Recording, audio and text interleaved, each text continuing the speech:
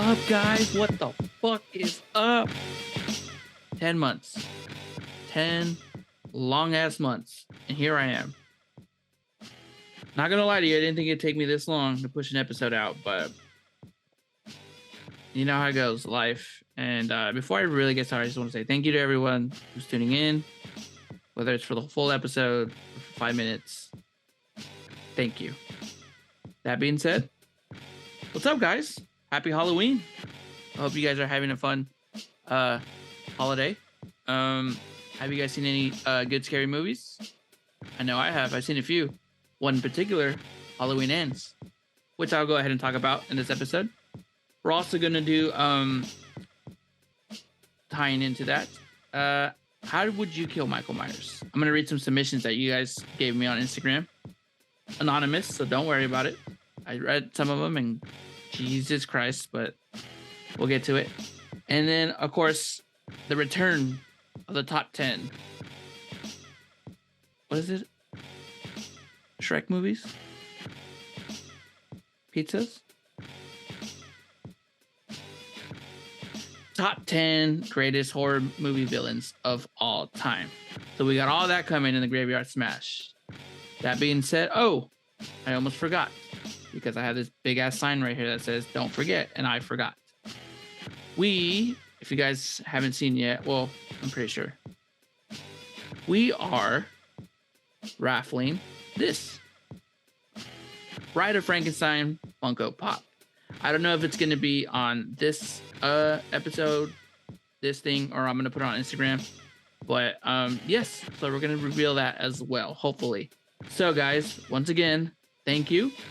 Welcome to the Graveyard Smash 2. And let's get the big elephant out the way. Let's talk about Halloween Ends.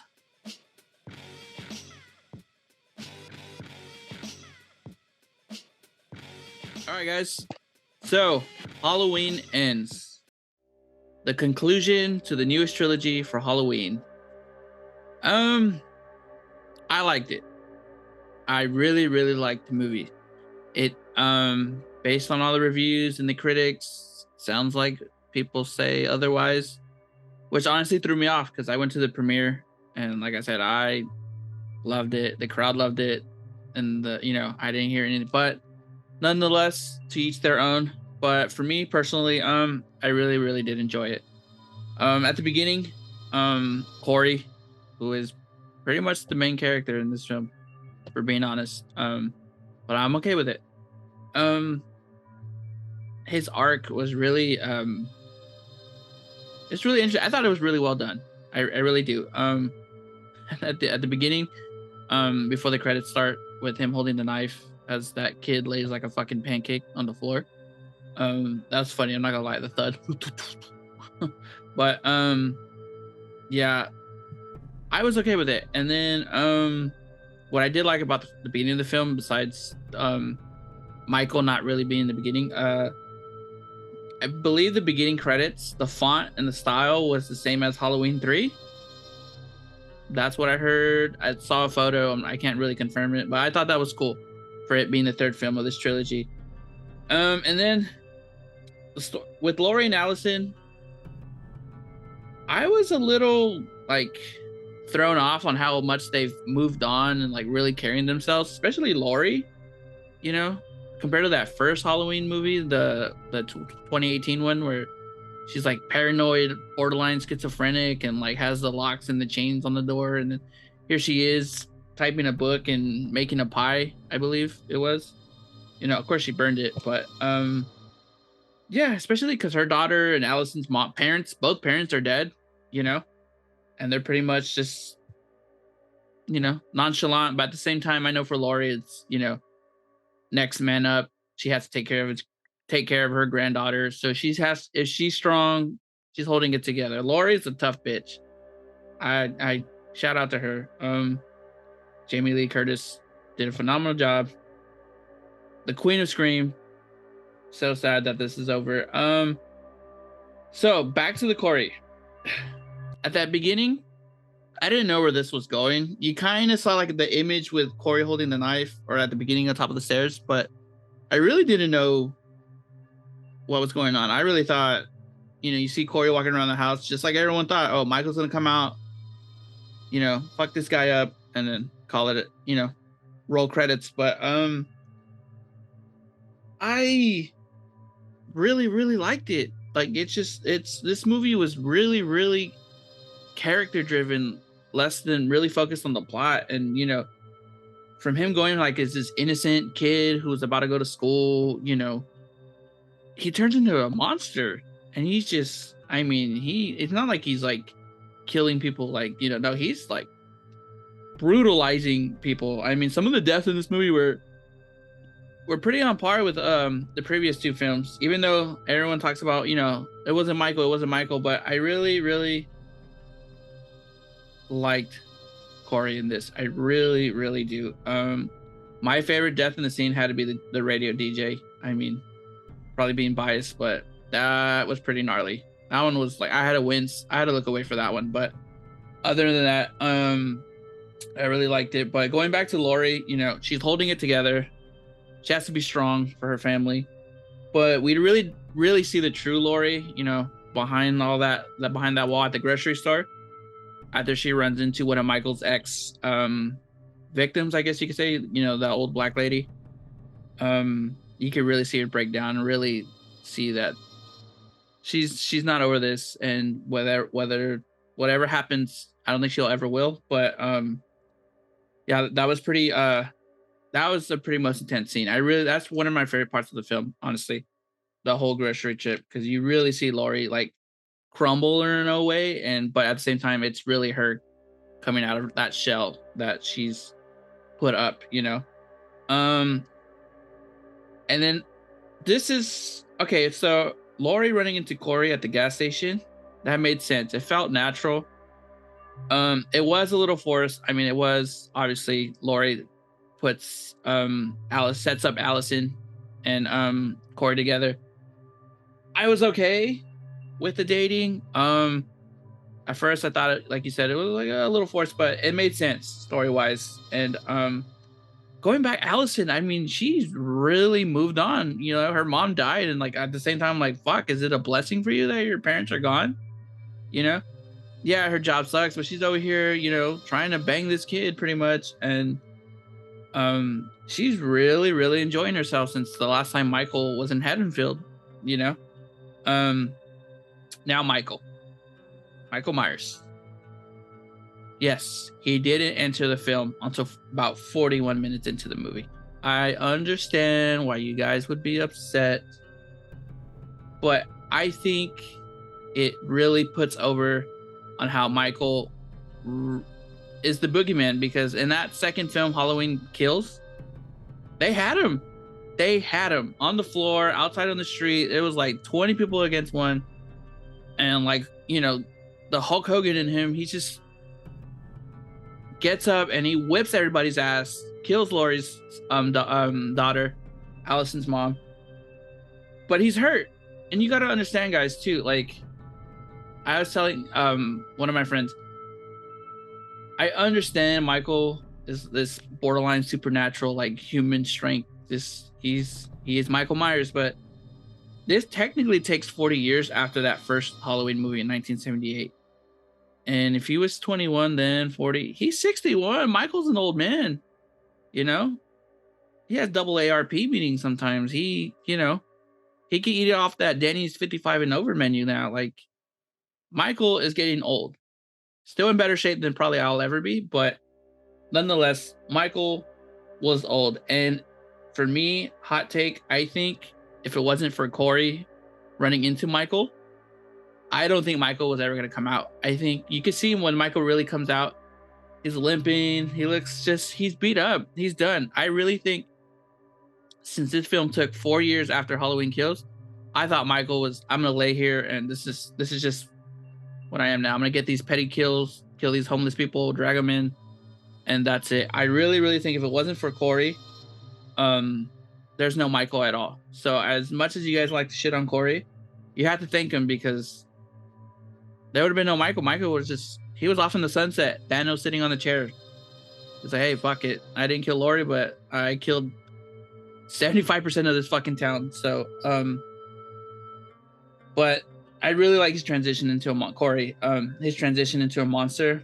I don't think it really started though till that restaurant scene where that cop is hitting on Allison, her ex-boyfriend or whatever. You could really see him get really fucking mad, and like, you know, once Corey killed that cop, you knew something was wrong. And sure enough, this is what people understand too. They were negative in a way where like, oh, Corey he's killing people. But if you guys go back, everyone said, oh, Michael only had 5 minutes of screen time. No, he didn't. He had more. Was it the full movie? No, of course. Especially, I think because it being the finale, that's what pissed people off.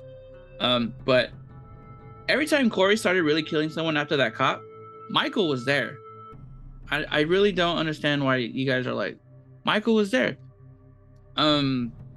Right, hand in hand, they were almost like a fucking team, you know. It was the master showing the student, but fortunately, the student got a little greedy, stole Michael's mask, and like I said earlier, if it wasn't for Corey, there would have been no Michael in Haddonfield. Michael just wanted his fucking mask, you know. And coincidentally, Corey has these ties with Laurie, and that's what led Michael to the house, to Laurie and Allison, well, mostly Laurie, but like I said, I think Michael was ready to ride the sunset. So for you guys to be like, oh, this is bullshit, like, Michael been dead. He had been dead. This was meant to be a cameo. This was to put over all the other characters. But as far as the ending, you know, the final battle with Laurie and Michael. By the way, I really thought Universal pulled like a Marvel. And for a split second, I really thought Laurie did shoot herself. I was like, oh, what the fuck? But that was well done. Her just manhandling the fuck out of Corey. And even though Michael's the one that ended up taking his last breath, but Laurie's a bad bitch. She's a bad bitch. But that ending, could have been longer. Could have been more of a fight. Sure. But like I said, they're both getting there. They were both old. They're on their last straw. Michael for, you know, the microwave trick. I mean, you'd think Michael would not fall for it, but he fucking fell for it. So, they really fooled us, Universal. They really fucking fooled us. How did they kill Michael Myers? They bled him out. He got pinned with the fridge, and Laurie stabs him, crucifies him on the table, and they bleed him out. And even then, he still kind of, you know, gets his hand removed from the knife and tries to choke out Laurie, but they finally did it. They finally did it. Laurie defeated Michael. And they take him to that junkyard and they throw him in the grinder. And I mean, that totally made sense with me. Could have been a little more like cinematic, yeah, sure. But somebody mentioned they thought that Michael was somehow gonna pull Laurie in, which I thought would have been cool, but at the same time, I think Haddonfield as a city, especially with that other big cop, not the white guy, the black dude with the cowboy hat. Yeehaw! For them to prove like, no, we're gonna throw him in the chipper. Like, yeah, that town needed a win. That town needed to move on. So overall, I personally loved the movie. I really did. I thought this whole trilogy was great. I do think the first one out of the new trilogy was the best, but I absolutely have no problem with any of these movies. I really liked it. Even Stephen King, who, you know, an icon in horror movies and novels, but, you know, he's kind of like, I don't like anything. But he really liked this movie. He really did. You know, he pointed out this movie was character driven and not plot, and not driven by the plot, and it just threw people off. Because Laurie versus Michael, I know this new trilogy retcons the other sequels like Halloween 2, Skeleton of the Witch, you know, The Return of Michael Myers, all those other movies. But how many times? But we all know they're there. Whether they told us, oh, don't worry about it. I mean, we're still going to worry about it because they're still there. So they needed something fresh. Laurie versus Michael, again, like, you know, I thought the story of Corey was a perfect fold for this movie. And bad things about it, could have Michael Myers had more time, this being the last Halloween film? Absolutely. I'm not gonna say no. We all would have loved to see Michael from the first minute all the way to the end credits. slashing and killing people, but it is what it is. This is what we got, and yeah. One thing I would have liked to seen, like I said, they've done Laurie versus Michael too many times. Really, they need something fresh. But had they given Michael more time, I'm pretty sure they still could have found a way to fold in Corey. But maybe I would have done like a spin-off after this trilogy and have Laurie, Allison, and Corey, and then really do a film dedicated to Corey and kind of show him like side-by-side comparison of how he turns into a monster like Michael. Because at the end of the day, Corey was innocent at the beginning, and then at the end, you know, he went on this self-destruction path. But Halloween Ends, I'm gonna give it an 8 out of 10. I really, really liked it. And let me know what you guys feel about it here in the comments or message me, you know.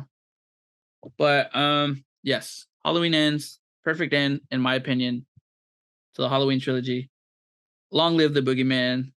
Good job, Laurie. Good job, John Carpenter.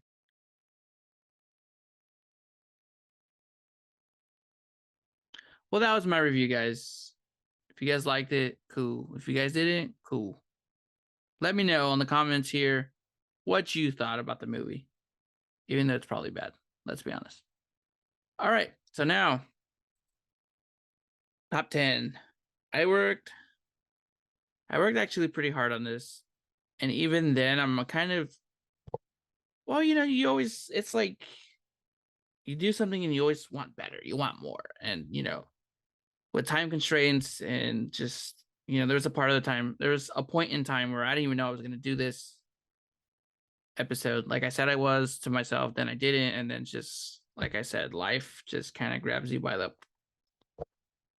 but, I wish I could have showed you guys my After Effects specialties, all the stuff I've really, really, really crafted in becoming a video editor. But like I said, I enjoyed it though. I thought it was really well.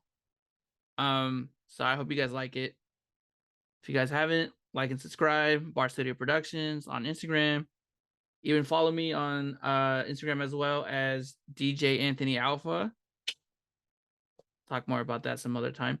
So yeah, here's the top 10 greatest horror movie villains of all time. Welcome to the return of the top 10. This is the top 10 greatest horror movie villains of all time. At number 10, we have The Creature, or also known as the Guildman, made his debut in the 1954 horror film Creature from the Black Lagoon. This film is about a group of marine biologists who go deep into the Amazon in search of answers after one of their scientists discovers a very unique fossil of what appears to be a skeletal hand with webbed fingers. What they didn't know was that there in the waters of the Amazon, an evil and sinister presence awaits them. One by one, the creatures begin to take out members of the crew, and the mission for the marine biologist goes from finding one-of-a-kind fossils to trying to escape the Guildman from the Black Lagoon. The Creature ended up getting 2 more sequels after this, Revenge of the Creature in 1955 and The Creature Walks Among Us in 1956. Did you know that 2 different actors played the Creature? Ben Chapman played the Guildman on land, while Riku Browning played the Creature underwater. Both had their own suits and were even modified to fit their needs. At number 9, we have the first Mama's Boy on the list. We have Norman Bates, who made his first debut in the 1960 classic film Psycho.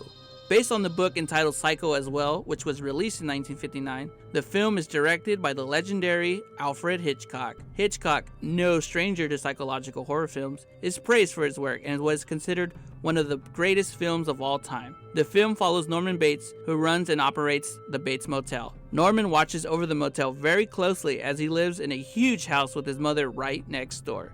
After a woman on the run named Marion is murdered at the hotel, a detective goes looking for answers and only finds trouble as he is killed as well. Marion's sister and boyfriend drive out to the motel and question Norman about the disappearance of Marion and of the detective. For those who live under a rock and have not seen this movie, we all know what appears to be Norman's mom as the killer, but in fact is Norman himself, who suffers from dissociative identity disorder. Norman in fact killed his mother many years prior and kept her dead corpse in the house, which is discovered by Marion's sister and boyfriend towards the end of the movie. Did you know Alfred Hitchcock bought the rights for the novel for almost $10,000 and went out of his way to buy and obtain every copy of the film in order to preserve the surprise of the movie's plot twist. At number 8, we have Leatherface. The cannibalistic chainsaw-wielding killer made his debut in the 1974 Texas Chainsaw Massacre, a horror film I personally find ahead of its time, leaving first-time viewers at the edge of their seats disturbed and uncomfortable. To give you an idea, when it was initially released, it was banned from several countries and even pulled from many theaters for being too violent for the public eye. The film follows a group of teens who encounter weird and sketchy individuals on their way back from visiting their grandfather's grave. Doesn't get any better for them as Leatherface starts killing and picking them off one by one. What's disturbing about the film is that Leatherface is related to the weird individuals at the beginning of the film and is part of a family who practice cannibalism. On top of that, Leatherface uses the skin of his victims and wears it on himself. Eventually, only one person escapes at the end of the film, but Leatherface and his family can be seen in sequels and other projects for the franchise, known for being rebooted a handful of times. Unfortunately, none of these remakes could really live up to the hype, but nonetheless, Leatherface is one of the most hardcore and sinister killers on the list and is a staple to horror film legacy. Did you know the infamous dinner scene took 27 hours to shoot and was shot in one marathon day because the actor who played the grandpa refused to put the makeup on he wore after it took 10 hours for it to be applied on him? At number 7, we have The Mummy. Although mostly known for portraying another Universal monster, Boris Karloff does an excellent job in the film entitled The Mummy, which was released in 1932. Karloff plays Imhotep, an ancient Egyptian mummy who was killed for attempting to resurrect his dead lover. Centuries later, he is accidentally brought back to life by a careless archaeologist and begins to live a life disguised as an Egyptian historian determined in finding the love of his life, who seems to have been incarnated a beautiful half-Egyptian woman suspiciously identical to Imhotep's love, Princess Ankhenaten. I think this movie is very underrated compared to the other horror movies done by Universal and doesn't get the true recognition it deserves. The idea of a mummy has stood the test of time and continues to be a classic monster in many cartoons, films, and everything spooky. Did you know The Mummy was the first Universal horror film to have a musical score, although it only amounted to around 27 minutes out of the 80-minute runtime? At number 6, we have Freddy Krueger. The Nightmare on Elm Street was released in 1984, and since then, Freddy Krueger has been haunting us in our sleep. With being one of the most successful horror movie film franchises, Freddy has stayed consistent in the world of horror and has solidified himself as one of the greatest to ever grace a movie screen. The first Nightmare film follows a group of teenagers who are being terrorized in their dreams and are being murdered by a supernatural slasher who will stop at nothing to kill you once you fall asleep. This film also features Johnny Depp, where he ironically dies on a bed full of blood. But to tell you the truth, a bed full of blood is better than a bed full of shit. Sorry, not sorry. This film stood out for playing with the perception of the audience as they struggled to wonder what was reality and what was dream. Did you know it took makeup artists 3 hours each day to apply and take off Robert Englund's Freddy Krueger makeup? The makeup consisted of 11 separate pieces applied to Englund's face and upper chest. At number 5, we have Jack Torrance. Safe to say that The Shining, released in 1980, is Stephen King's most famous novel to ever be adapted into a film. Jack Nicholson plays Jack Torrance and gives a masterpiece of a performance, playing a raging alcoholic and writer who accepts the role as being the off-season caretaker of the Overlook Hotel, historically located in the Colorado Rockies.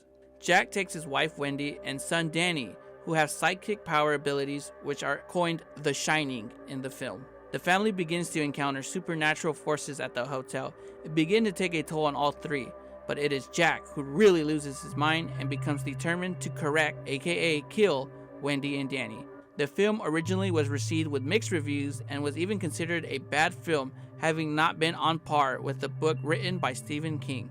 As time has gone by, it has been recognized as a classic and is a favorite for cinema students and other film lovers. Did you know the iconic door scene with Jack trying to get to Wendy was shot for 3 days and almost 60 doors were used during the shoot? At number 4, we have Jason Voorhees. Since 1980, our second Mama's Boy on the list has graced us with about 12 films and seems to only get more popular every year. The iconic hockey mask of Jason Voorhees is one of the most recognizable pop culture symbols in film and is synonymous with everything and anything that is a slasher film. The first Friday the 13th is about a group of camp counselors who look to reopen Camp Crystal Lake, almost 20 years after 2 young adults were murdered. Prior to the murder that year before, a younger boy drowned in the lake. One by one, the camp counselors begin to be murdered.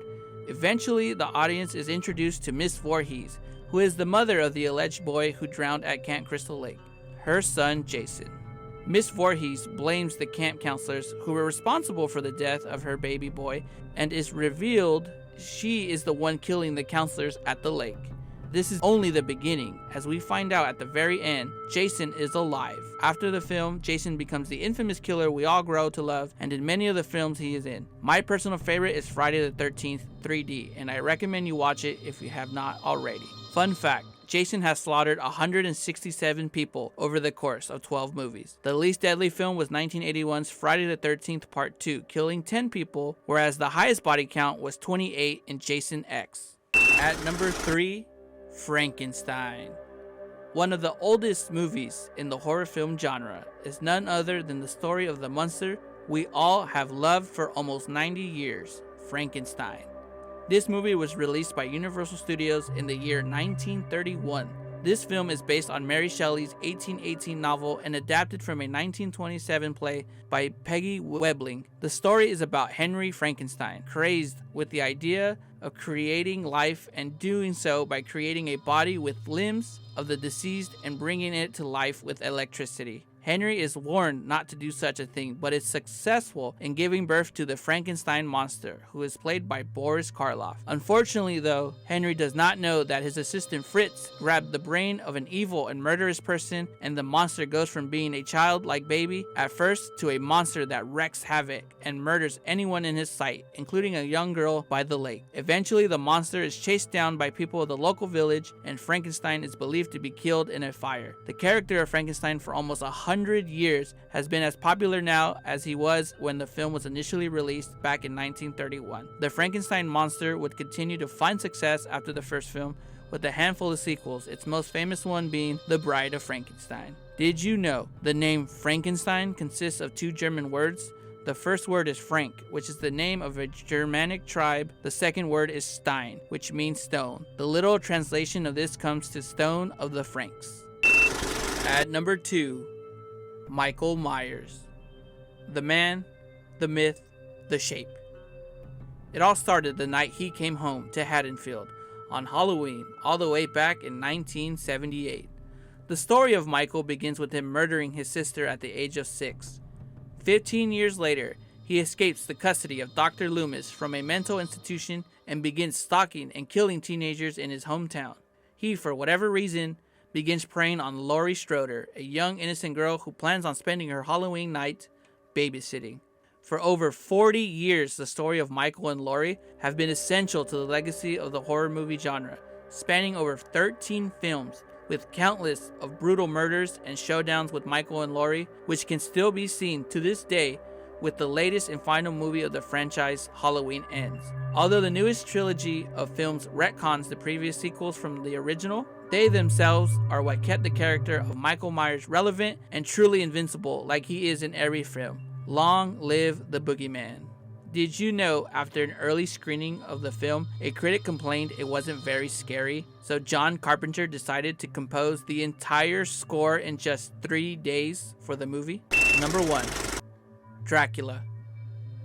Although the first ever motion pictures of horror films date back to as early as 1896 with the shorts like The House of the Devil, it is safe to say that it wasn't until 1931 when Bela Lugosi would throw on the cape and charm us with his masterpiece performance as Dracula. Being the first sound film adaptation of Bram Stoker's novel, Dracula set the bar when it came to captivating audiences, having them at the edge of their seats, terrified for their lives. In the year 2000, the film was selected by the United States Library of Congress for preservation in the National Film Registry as culturally, historically, and aesthetically significant. Dracula was a big gamble for a major Hollywood studio like Universal to undertake. In spite of the literally credentials of the source material, it was uncertain if an American audience was prepared for a serious, full-length supernatural chiller. Though American audiences have been exposed to other chillers before, with its 100th year anniversary approaching, Dracula has proven to be the biggest and most important character for horror films, Halloween, and anything spooky. Let's raise our favorite pints of blood for our all-time favorite vampire, Dracula. Did you know a Spanish version of the film was made? After Universal had finished filming their scenes for a day, a different crew would come in at night to film the scenes in Spanish with different actors. The Spanish film starred Carlos Villarreal as Dracula, who was told to imitate Bela Lugosi as best as he could. Because the Spanish crew was able to watch the raw footage from the English version in order to make their lighting and camera angles better, many people consider the Spanish version of Dracula to be even better than the original English version.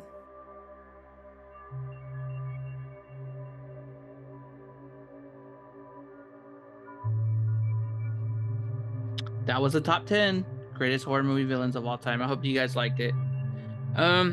There's definitely other people that could have made the list. Some honorable mentions for sure. Maybe next year down the line we do another top 10. Like I said, I really wanted to put a little more into it, but I think it was good for what this is. You know, this is all shits and giggles at the end of the day. Speaking of shits and giggles, your guys' submissions on how to kill Michael Myers. Jesus. I'm not going to waste any more time. This is the segment, How Would You Kill Michael Myers? Enjoy. What's up, guys? Already, we are reaching towards the end of the Graveyard Smash Part 2. The Deuce, whatever you want to call it. The Deuce. So, some of y'all been bitching that Halloween Ends didn't end the way that you guys wanted to, and if it was up to you, you would have done it like this, or you would have done it like that. So we're going to read some of the stuff you guys submitted that I've asked. How would you kill Michael Myers? So let's go ahead and pull it up. First one. Get him unconscious and pour cement over him in a confined box. Okay. I don't see nothing bad with it. Snipe. Just snipe. Okay. I'll accept it. Hugs. Kill him with kindness. Who would have thought? How sweet. With a really stinky fart. I like how this person put a question mark. Like, they themselves were like, oh, fuck, I don't even know if it would work. But, I mean, you know, to each their own. Not going to say I've had, you know, one carne asada fried too many and been in that bathroom, and let's just move on. TMI. Okay, so this one says, bait him with a decoy of my cells. Come up behind him, slit his heels with a sword, and as soon as he falls to the floor, suffocate him by sitting on his face.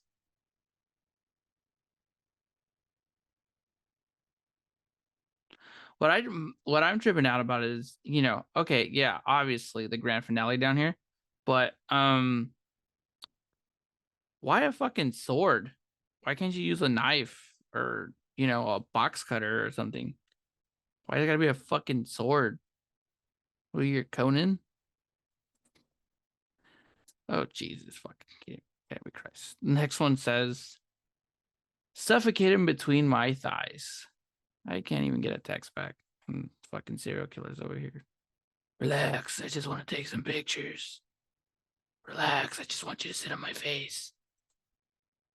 Oh, this is how I would kill Michael Myers. I would follow and subscribe to Bar Studio Productions on Instagram and on YouTube. Feed him dynamite.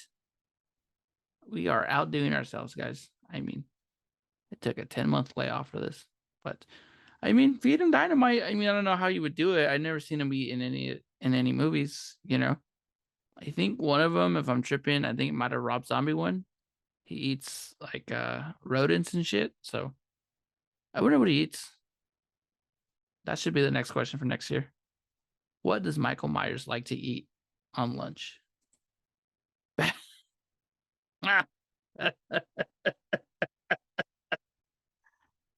Bad, bad bunny music. Oh my god. I mean, I'm gonna be nice. I'm gonna end this nice. So I'm not gonna say anything. But bad bunny, bad bunny. Oh, here we go. The most lethal way of killing Michael Myers: break his heart. Well, guys, that was it for the Michael Myers How Would You Kill Him AMA, or whatever you want to call it, submissions. So you guys want to win something or what? Raffle time.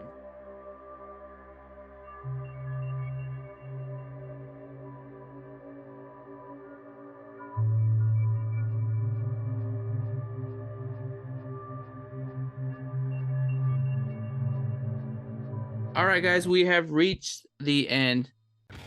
Thank you so much for tuning in. Happy Halloween. Stay safe out there. I wish you guys nothing but the best. I hope to do more of these soon, but like I said, you never know. But you can catch me on my Instagram page, like I mentioned 10,000 times, on KKSM Radio, 1320 AM, Oceanside, California, with DJ Anthony Alpha. You can catch me on the corner of Central City Parkway, and if you know, you know. But like I said, thank you guys so much. I wish I could have gave you guys a Spielberg, with the top 10, especially the video edit for this whole thing in general. But I love Halloween. I always have, always will. I know you guys do too. So thank you guys. Stay safe. Later.